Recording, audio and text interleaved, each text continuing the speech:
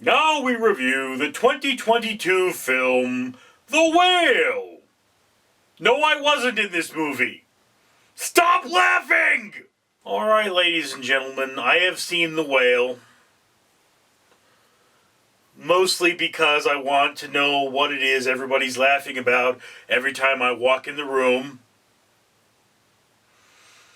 When you're as large as I am and they make a movie with a large person in it, you get a lot of jokes, and it's quite cruel. Anyway, for every 1,000 subscribers I get, I do purchase one of these bracelets from the company 4Ocean. 4Ocean then pulls a pound of trash out of the ocean for me every time I do that. So if you'd be so kind as to comment, like, and subscribe, even if your comment is something offensive about my weight, you will be doing your part for a better world. Now, The Whale. The Whale is essentially the story of Charlie. Charlie is a morbidly obese man who left his wife and child for another man, and then that man committed suicide, and Charlie is now eating himself to death. Yes. During this particular story, Charlie reconnects with his estranged daughter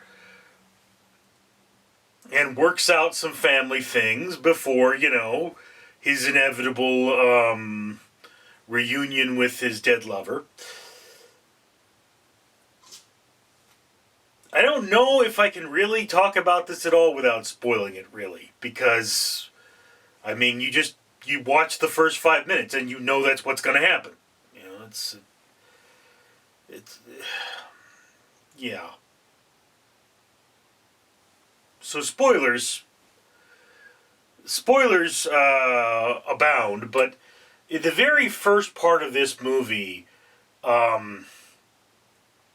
while having his hand, Charlie has a heart attack, essentially. And,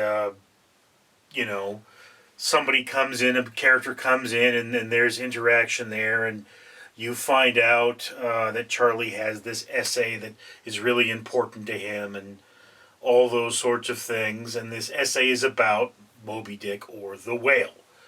So it's comparing this story to Moby Dick and the whale. Essentially, Charlie himself is as stubborn as Captain Ahab. All right. So that's kind of what's going on. He himself is not the whale. The whale is his emotional problems. Essentially, when you're dealing with Charlie, it's not what he's eating that's killing him, it's what's eating him. But he refuses, and he has a reason for it, he refuses to go to a doctor.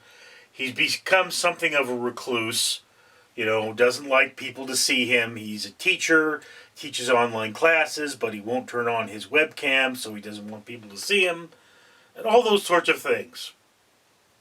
All right. And it's clear in this particular film that Charlie has made mistakes. I've made mistakes and I'm trying to make up for them and so on and so forth. But, yeah. The acting in this film is pretty solid.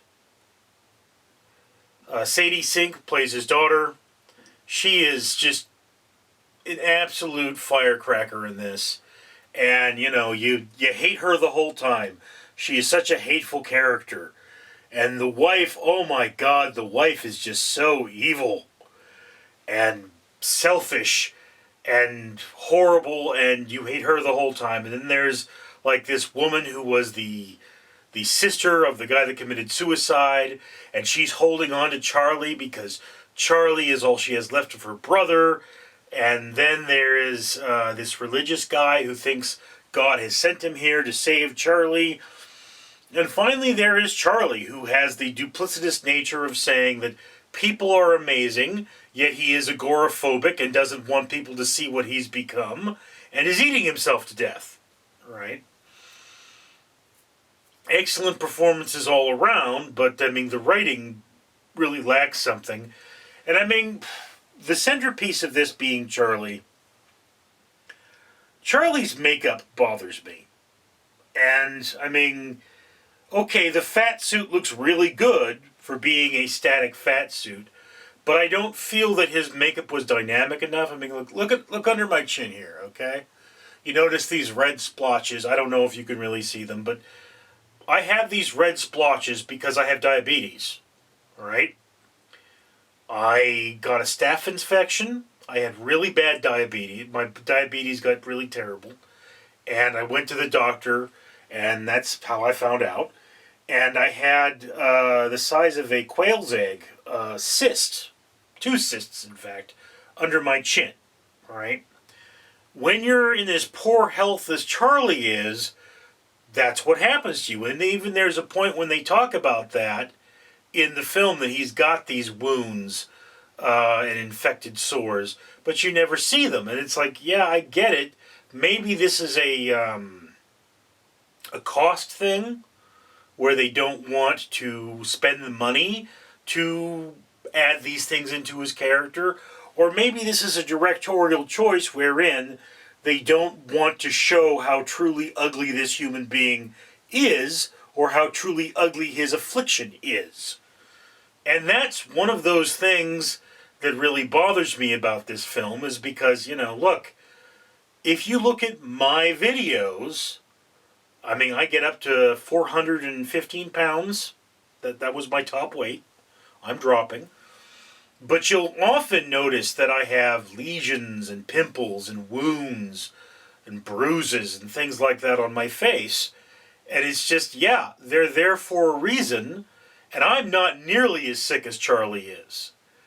So it's like, yeah, maybe a more accurate depiction of what it's like to be this fat is like Fat Bastard from the Austin Powers franchise. You'll notice he has pustules all over his body. And it's like, that's not just because. That's not to make him look more gross. That's an actual problem you have when you're this big. In fact, 2 days ago, I had a pustule on my leg. I got this red scaly spot, and I could tell there was a cyst in there, and it wouldn't pop. And then finally it sort of surfaced, and a scale of dead flesh fell off, and pus oozed out of it, and it bled, and it left a stain on my sheets. It's really disgusting, when you think about it. The human body has all kinds of problems, particularly when we're this big and something is eating us. So that was my first problem with this film, is that it didn't really accurately depict the affliction. And then, you could make it an artistic choice, but why is one of Charlie's things, he keeps using the word amazing. He tells his daughter, "You're amazing." He says, "People are amazing." Do you ever get the feeling that people are incapable of not caring? And, well, I mean, one of the reasons that your unfortunate lover died is because people couldn't accept him for who he was. And, I mean, maybe that's not caring. I mean, the opposite of love is not hate. Love and hate are two emotions that fit together. You often love and hate things. But you cannot love something and be indifferent to it.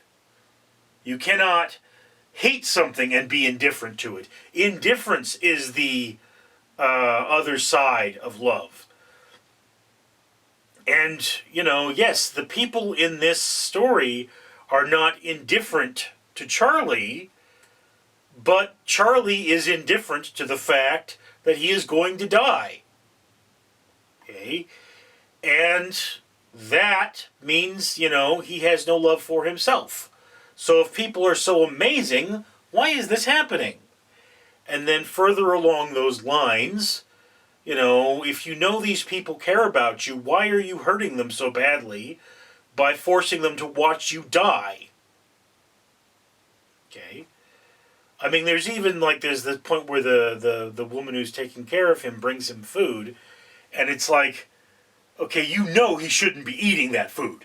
That's the kind of food he shouldn't be eating. If Charlie should be eating anything, it's a salad. I know because if I should be eating anything, it should be a salad. right? That's who I am. So yeah, look, this film is considered artistic. And when films are considered artistic, they go on your watch list by definition, all right? But do understand that there is a scene in this film, right at the beginning, where a 600-pound man masturbates to gay porn. So you may not like that subject matter. This is one of those films, it goes in like another Aronofsky film, Requiem for a Dream. These are the films that you tend to watch only once because they are painful. And I mean, whereas I don't know how I feel about this film, I'm very conflicted about it. I have to admit that it invoked very visceral emotions. So, I mean, I think this film is going to probably go on the list of 1001 films you must see before you die. You know, I can't say I enjoyed it. It was painful for me to watch and difficult, but it was supposed to be painful for me to watch and difficult. So anyway, that's my opinion, and I'd love to hear yours down in the comments below. I, of course, am Richard. Yeah! Hairball! Hi folks, Randall the Rat here, reminding you once again to comment, like, and subscribe, because this channel will buy a bracelet from the company 4Ocean for every 1,000 subscribers. And when they do that, that means that they'll pull a pound of trash out of the ocean. Now, you humans have put a lot of trash in the ocean, and we need to get a lot of trash out of the ocean. So not only should you comment, like, and subscribe, but you should probably share this with your friends. Or I'll eat you. I might eat you anyway, because I'm a rat that loves to eat people, but hey, comment, liking, and subscribing means I'm less likely to eat you.